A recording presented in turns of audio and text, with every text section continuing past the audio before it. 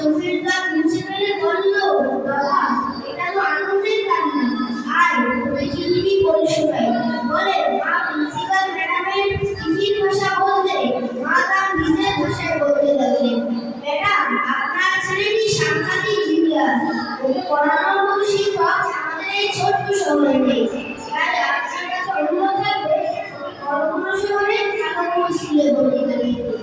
চিঠি পড়ে মা তার ছেলেকে চুমু দিয়ে বলল, এখন থেকে এই জিনিয়াস ছেলেকে আমি নিজেই পড়াবো। মা তার ছেলেকে শিক্ষা দিয়ে যুক্তরাষ্ট্র যত সমগ্র পৃথিবীর একজন বিখ্যাত বিজ্ঞানী বানালেন, টমাস আলভা এডিসন। তাকে আমরা সবাই চিনি। বৈদ্যুতিক বাতি, মুভি, ক্যামেরা বা শহরে গাড়ি ছিল তার রয়েছে হাজারো আবিষ্কার। টমাস তার মায়ের মৃত্যুর পর এপ্রিলের মায়ের ছোট ও পুরানো বাড়িতে গেলেন।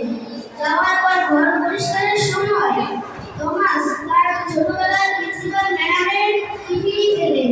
চিঠিটি পড়ে টমাস তার চোখের জল আটকে রাখতে পারলেন না, কারণ তাতে লেখা ছিল, ম্যাডাম আপনার ছেলে টমাস একজন মিলিটারি এজেন্ট, ওকে পড়ানোর মতো শিক্ষক আমাদের স্কুলে নেই এবং কোথায় আছে বলেও জানা নেই। তাই কমিটির সিদ্ধান্ত অনুযায়ী আপনার ছেলেকে স্কুল থেকে স্থায়ীভাবে বহিষ্কার করা হলো। বৈদিক শিক্ষা সকল মায়ের উচিত তার সন্তানের সাথে পজিটিভ আচরণ করা, কারণ মা হলেন সর্বশ্রেষ্ঠ শিক্ষক এবং নিজ বাচ্চারা হলো সর্বশ্রেষ্ঠ শিক্ষক। ধন্যবাদ।